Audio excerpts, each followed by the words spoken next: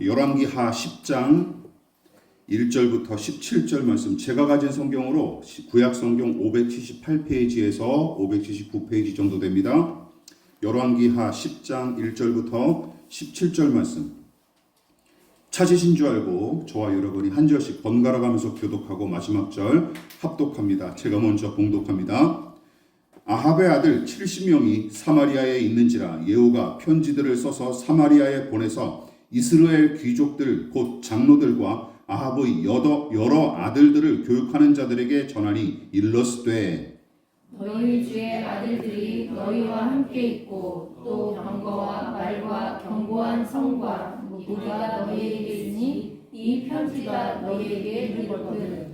너희 주의 아들들 중에서 가장 어질고 정직한 자를 택하여 그의 아버지의 왕좌에 두고 너희 주의 집을 위하여 싸우라 하였더라.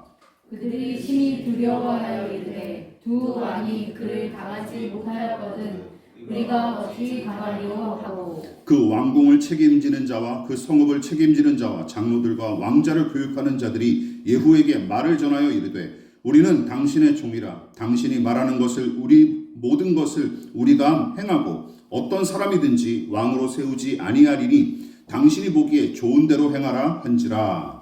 예후가 다시 그들에게 편지를 붙이니 일렀으되, 만일 너희가 내 편이 되어 내 말을 너희가 들으려거든 너희 주의 아들 된 사람들의 머리를 가지고 내일 이맘때에 이스라엘에 이르러 내게 나오라 하였더라. 왕자 70명이 그 성읍의 귀족들 곧 그들을 양육하는 자들과 함께 있는 중에 편지가 그들에게 이르매 그들이 왕자 70명을 붙잡아 죽이고 그들의 머리를 광주리에 담아 이스라엘 예후에게로 보내니라.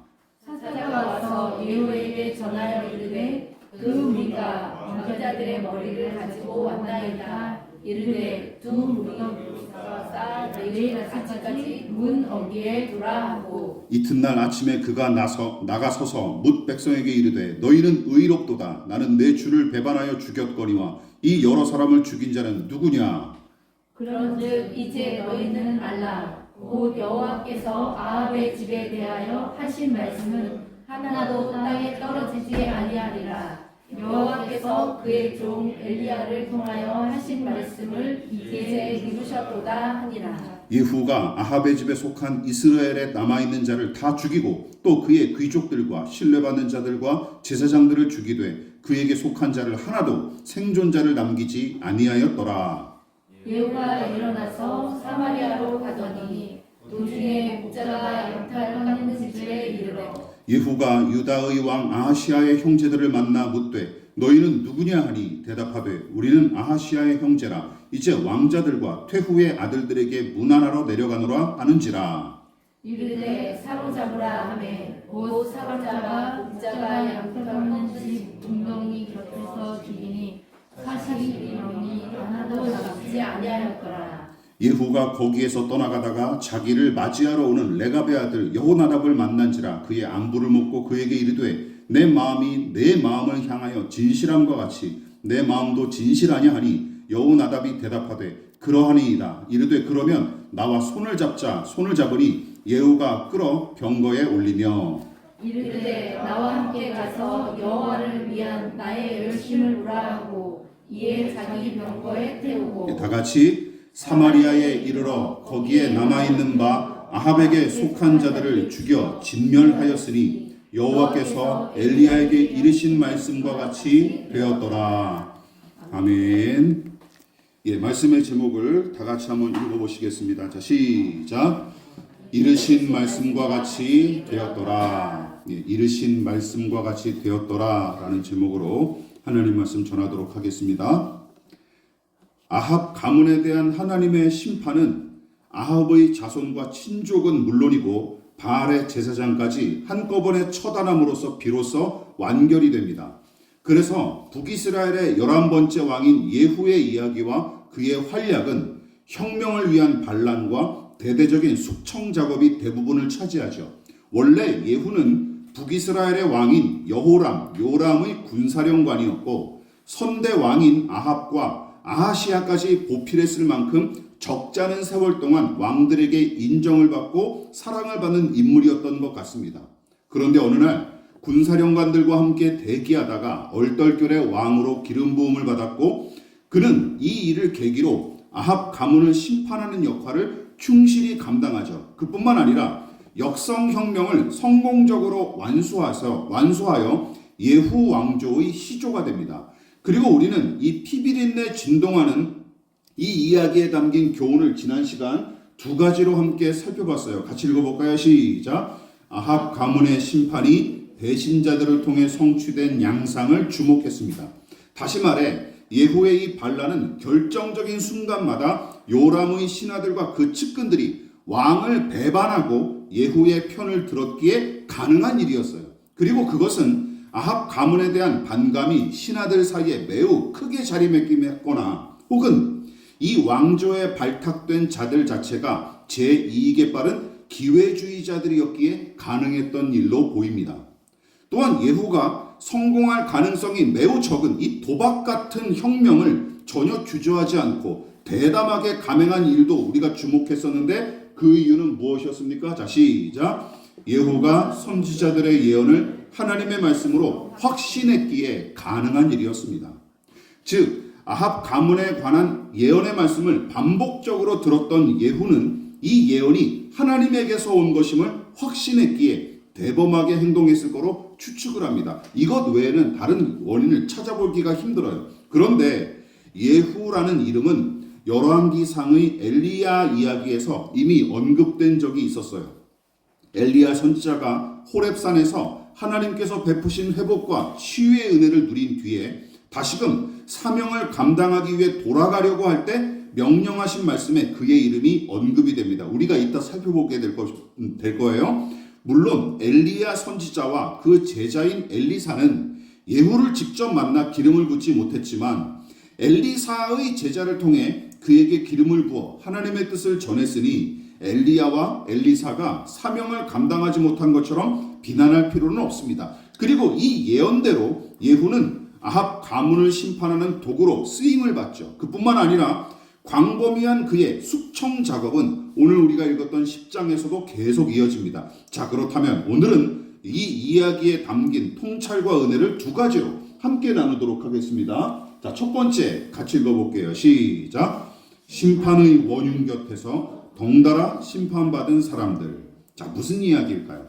열왕기하 9장은 이 심판을 초래한 직접적인 원흉인 아합 가문에 관한 심판을 다룬 것이 특징이고, 오늘 설교 본문인 10장은 나머지 주변인들이 예후를 통해 덩달아 심판받는 이야기로 나눠볼 수 있습니다.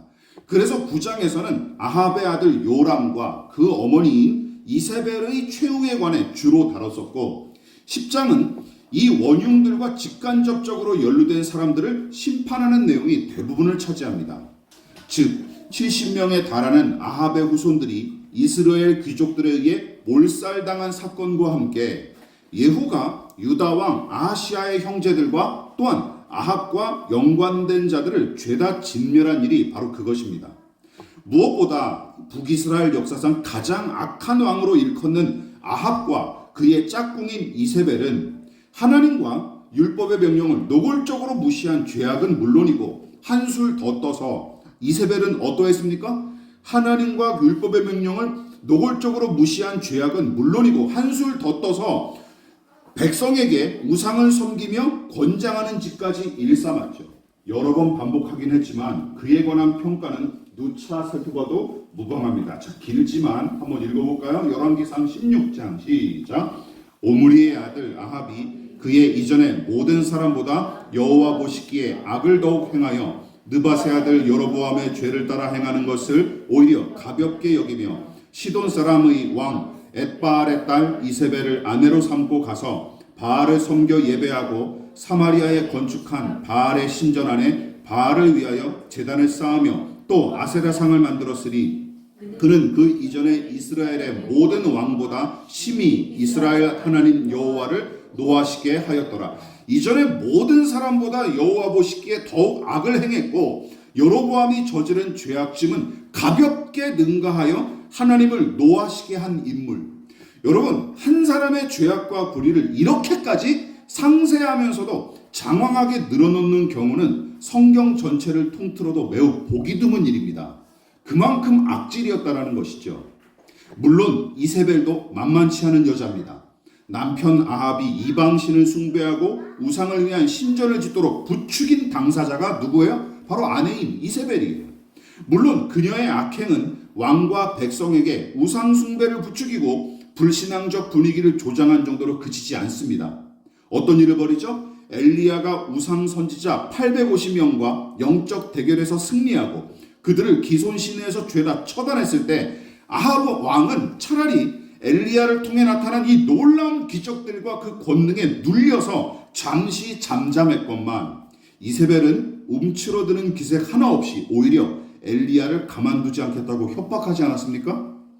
또한 나봇의 포도밭을 소유하고 싶었던 이 남편의 속내를 헤아리고 율법의 명령과 토지 거래의 관습마저 깡그리 무시한 채 결국은 나봇에게 죄를 뒤집어 씌워서 처참하게 죽인 원흉이 바로 이세벨이에요.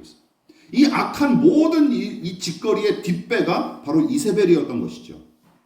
게다가 아합이 죽고 난 뒤에도 두 아들인 아하시아와 요압이 다스리는 동안 집안 식구들은 물론이고 나라 전반에 악영향을 끼친 것은 안 봐도 뻔한 일입니다. 이만큼 참 못된 짓을 많이 한 여자예요. 또한 아합과 이세벨의 아들로서 북이스라엘을 다스렸던 아하시아와 요람도 마찬가지입니다. 열왕기서는 둘 다 뭐라고 평가했습니까? 여호와 보시기에 악한 왕으로 평가했고 그나마 요람은 바알 신상을 없애면서 조금 더 나은 모습을 보이긴 했으나 여러분, 호박에 줄을 긋는다고 수박이 됩니까? 그렇진 않죠. 그러므로 아합과 이세벨과 두 아들을 향한 심판은 당연한 일처럼 보이고 여기에 이의를 제기할 사람들은 별로 없을 것입니다. 그런데 문제는 그 이외의 사람들이죠. 누굽니까? 바로 본문이 아합의 아들로 소개한 아합의 후손들 70명과 아합 가문과 직간접적으로 연루된 사람들. 게다가 누구도 등장해요? 남유다 왕 아하시아의 형제들로 알려진 42명이 예후에게 한날 한시에 학살을 당합니다.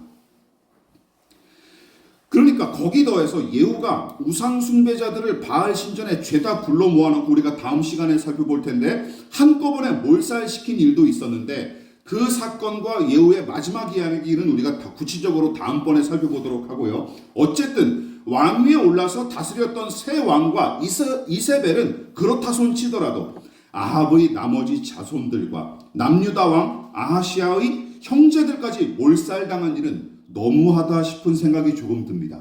그렇지 않습니까?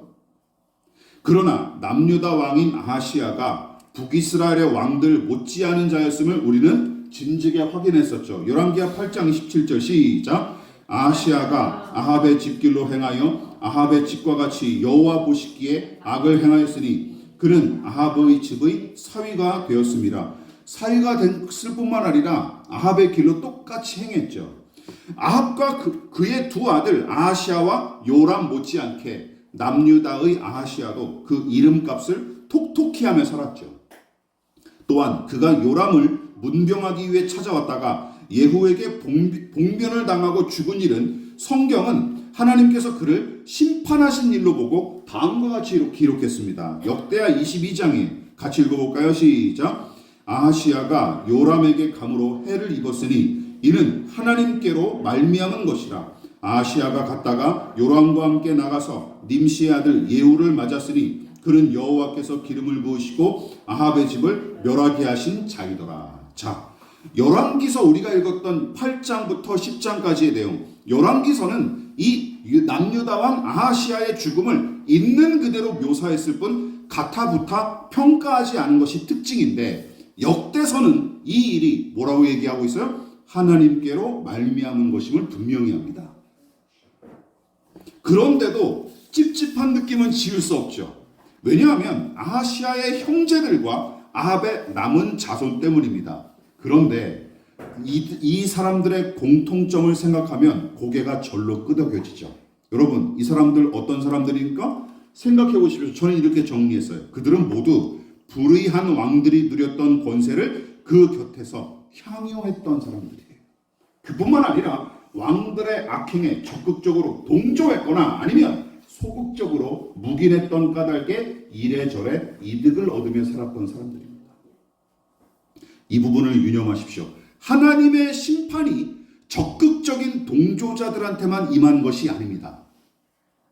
남북의 왕들이 저지른 불의한 짓거리를 정면으로 대적하거나 신랄하게 비판한 적이 없고 그들 곁에서 그저 묵묵히 침묵만 지키면서 제 본분만 다했던 사람들, 어쩌면 이 사람들 중에서는 다른 왕들처럼 크게 죄를 짓거나 부도덕한 짓을 저지르지 않은 자들도 상당히 있었을 거예요. 그러니까 우리가 보기에는 그냥 좋은 이웃, 꽤 괜찮은 사람이었던 사람들도 분명히 있었을 거예요. 그런데 아하시아의 형제 중 42명은 예후에게 직접 죽임을 당했고 아합 가문에 속한 후손들은 한 사람도 심판의 칼을 피하지 못했습니다. 왜냐하면 무엇 때문입니까? 그들도 결국은 악의 동조자로 하나님께서 간주하셨기 때문이에요. 이게 참 무서운 일이죠. 반대로 여러분, 이 사람들과 반대의 입장에서 한번 생각해 보십시오. 당시에 신실한 하나님의 종들은 어떤 대접을 받으며 살았습니까? 엘리야와 엘리사를 비롯한 선지자들이 얼마나 많은 고통을 받으며 살았는지 생각해 보십시오. 그리고 죽을 위기에 직면했던 적은 도대체 몇 번이었습니까? 열왕기 상하에 기록된 엘리야와 엘리사 선지자의 생애만 살펴봐도 이 사람들이 목숨을 잃을 뻔한 적이 몇 번이었습니까? 게다가 극진히 대접받고 풍요로운 생활을 영위하기는커녕 대부분 선지자들이 집도 절도 없이 남의 집에 얹혀 살았었고 사람들에게 조롱과 멸시를 당하기 일쑤였습니다. 기억나시죠? 다들. 이처럼 믿음으로 선을 행하는 사람들이 오히려 이상한 사람 취급받으며 고통당하던 시대가 바로 아합과 그의 후손들이 통치하던 시기였어요. 하물며 이 나라를 제멋대로 경영하면서 불의를 저지른 왕들 곁에서 계평이나 챙겼던 이런 작자들은 어떠했겠습니까? 크게 잘못하지 않았다며 옹호할 수 있겠습니까? 한꺼번에 몰살당해서 얼마나 억울할까 이런 생각이 드는 거는 저는 아니라고 생각해요.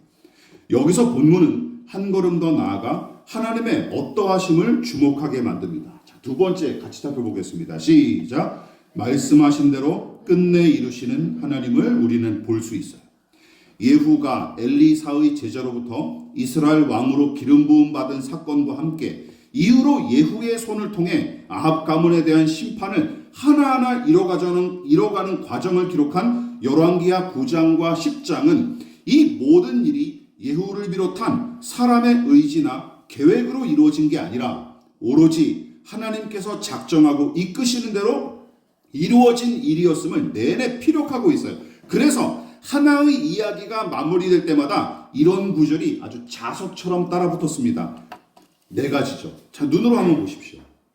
이처럼 본문에 기록된 심판의 이야기는 이미 하나님께서 엘리야 선지자를 통해 이미 예언하신 일이었고, 그리고 위에 언급된 이 구절들은 심판의 사명을 부여받은 예후와 열왕기서의 저자가 그 사실을 증언하는 내용입니다.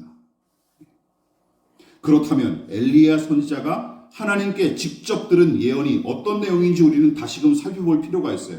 이세벨의 협박에 지레 겁을 먹고 광야로 달아났던 엘리야 선지자가 호렙산에서 하나님과 만났고 그 자리에서 다시금 믿음을 회복한 그에게 하나님께서 부여하신 사명과 예언의 말씀이 바로 이와 같습니다. 우리가 계속 반복해서 몇 번을 살펴봤었죠. 다시 한번 읽어보겠습니다. 열왕기상 19장 시작. 여호와께서 그에게 이르시되 너는 내 길을 돌이켜 광야를 통하여 다메섹에 가서 이르거든 하사엘에게 기름을 부어 아람의 왕이 되게 하고 너는 또 님시의 아들 예후에게 기름을 부어 이스라엘의 왕이 되게 하고 또 아벨 무홀라 사밧의 아들 엘리사에게 기름을 부어 너를 대신하여 선지자가 되게 하라. 하사엘의 칼을 피하는 자를 예후가 죽일 것이요 예후의 칼을 피하는 자를 엘리사가 죽이리라. 이미 예전 설교에서 몇 번이나 반복했던 구절이지만 제가 오늘 다시 언급하게 된 중요한 이유가 있습니다. 여러분, 국어를 잘 하시는 분들은 여기에 뭐가 모순이 있다는 걸 발견하실 거예요.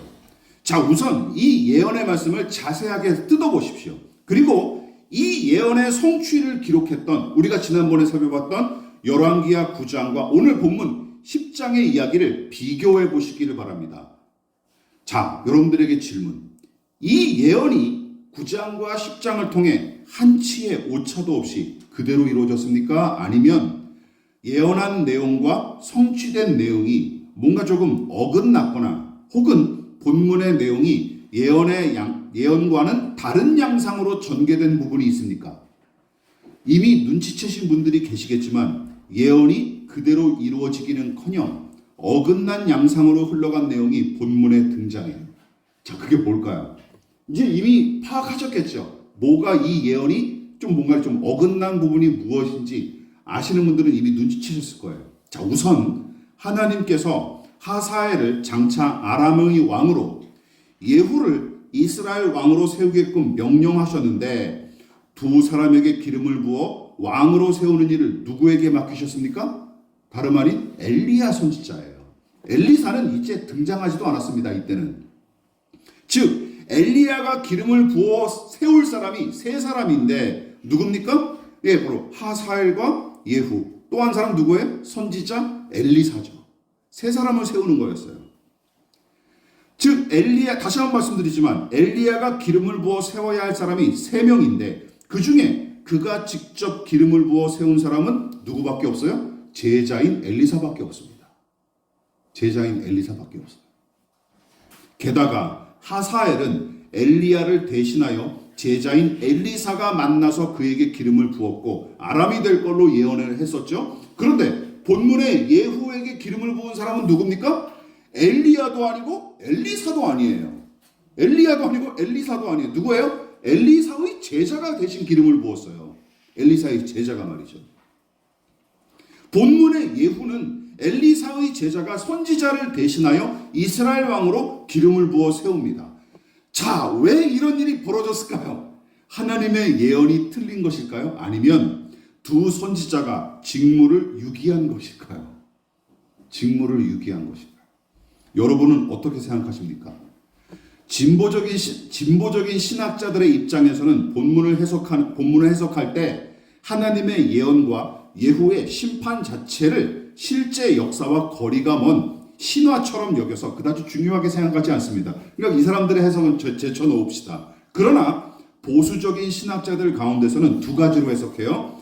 엘리야가 직접 기름을 부은 것은 아니지만 그의 제자인 엘리사가 하사엘에게 기름을 부었고 예후도 엘리사의 제자가 대신하여 기름을 부었으니 퉁칩시다 하는 거죠. 그러니까 어차피 기름을 선지자들과 그 제자들에 의해서 기름 부음 받았으니까 엘리야가 한 것으로 하나님께서 그렇게 치셨다 이렇게 해석하는 것이죠. 그래서 옹호하는 부류가 있는 반면 아까 말씀드렸듯이 어떤 신학자들 가운데서는 선지자들의 직무유기를 지적하고 비판하는 신학자들도 있어요.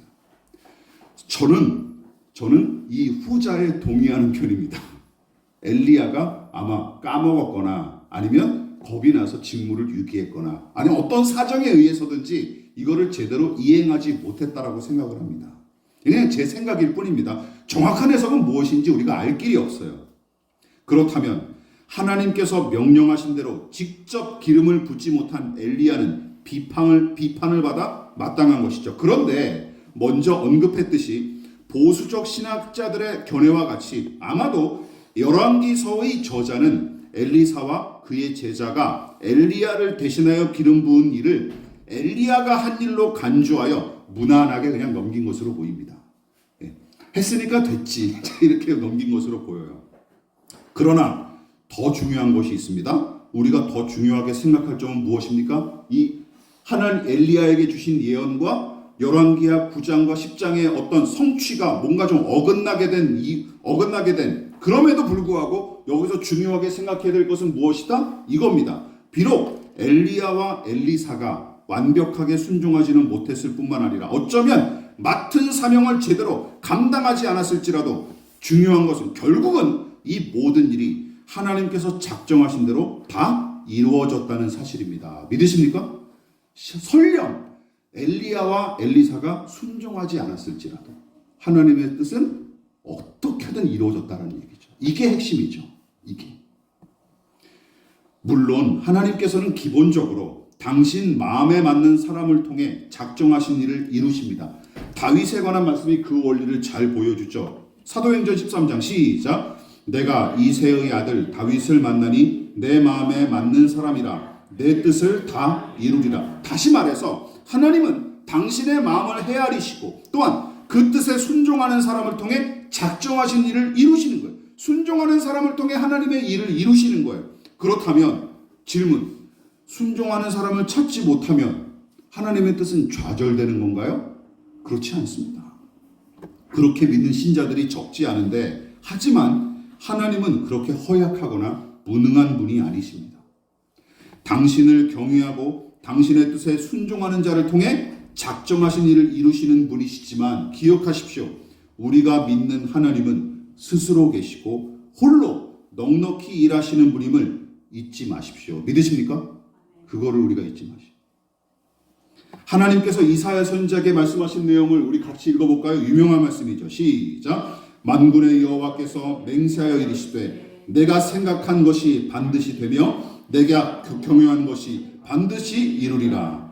공동번역 성경은 이 구절을 내가 생각한 대로 반드시 되고 내가 정한 대로 반드시 이루어진다 하고 번역했습니다.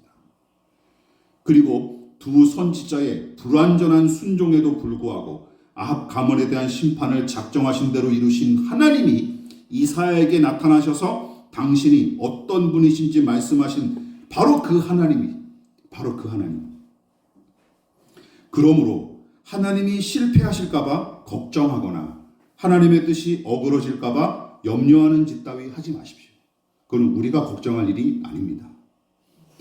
하나님은 우리 없이도 얼마든지 일하시고 스스로 충분하신 분이십니다. 믿으십니까? 한결교회가 사라지면 한국교회가 망할까요? 그럴 일 없습니다. 저 같은 목회자가 사라지면 목사들이 다 죽을까? 그럴 일 없습니다. 예. 강물이 계속 흘러가듯이 계절이 바뀌듯이 계속 기독교의 역사와 인류의 역사는 저나 한결교회가 사라져도 계속 이어질 겁니다. 그런 염려하지 마십시오. 우리 같은 인생을 부르셔서 당신의 일에 참여하도록 이끄신 것 자체가 오히려 우리에게 은혜이자 영광임을 잊지 마십시오. 믿으십니까? 하나님은 필요에 의해서 우리를 부르신 게 아니에요. 하나님 뭐가 필요하십니까? 그렇지 않습니까? 은혜예요. 은혜. 말씀을 마무리하도록 하겠습니다. 그리스도인이란 어떤 사람입니까? 누구입니까? 누가 다스리든 어디로 이끌어가든 상관없이 맹목적으로 순종하고 충성하는 사람입니까? 옛날 교회에서는 그런 식으로 가르쳤죠.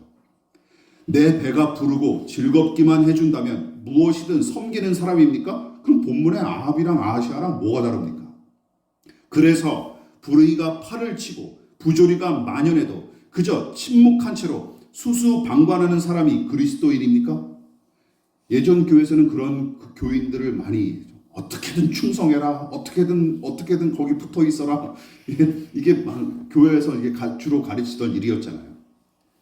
악질적인 인종차별과 국가의 거대한 폭력에 맞서 싸우다가 끝내 목숨을 잃었던 두 분의 목사님은 신자들의 맹목적인 침묵과 방관에 대해 다음과 같이 신랄하게 비판하셨습니다. 마틴 루터킹 목사님 뭐라고 얘기했어요? 같이 읽어볼게요. 시작. 변화의 시대에 가장 슬픈 비극은 나쁜 사람들의 폭력과 독설이 아니라 선한 사람들의 소름 끼치는 침묵과 무관심이다.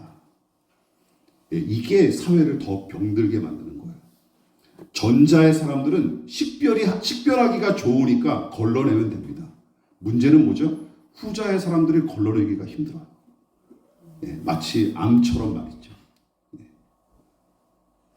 본회포 목사님은 이런 얘기를 하셨어요. 노골적으로 시작. 교회가 침묵하는 것은 악마와 손을 잡는 것이다. 그렇죠? 모든 침묵이 다 금이 아닙니다.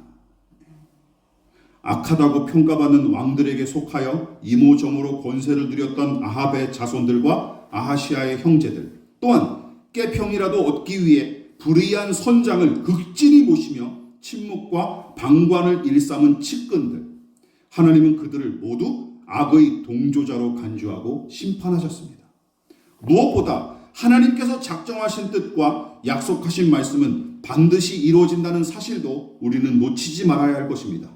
심지어 우리 같은 신자들이, 허접한 신자들이 시시때때로 불순종하고 그 뜻을 외면할지라도, 또한 불신앙이 호기롭게 기승을 부리고 믿음으로 살아가는 것은 한없이 왜소해 보일지라도, 혹은 거대한 산이 깎여 사라지고 바닷물이 다 마를 만큼 무수한 시간이 흐를지라도 타락한 세상과 죄인은 결국 심판받게 될 것이고, 믿는 자들은 구원을 얻으며 하나님 나라는 완성될 것입니다. 믿으십니까? 이것이 신자의 믿음이죠. 물론 예후는 하나님의 심판을 성취하는 사명을 충실히 감당하기는 했지만, 안타깝게도 그 정도에서 더 나아가지 못한 게 그의 한계이자 패착이었습니다. 그 내용에 대해서는 우리가 다음 시간에 살펴볼 거예요. 자, 기억하십시오. 악을 행하지 않았다고, 죄를 저지르지 않았다고 안심하지 마십시오. 안심하지 마십시오.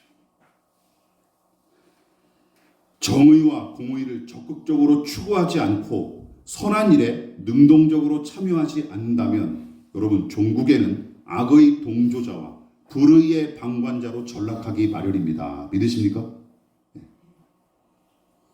저는 이런 부분을 생각할 때마다 줄다리기를 생각합니다.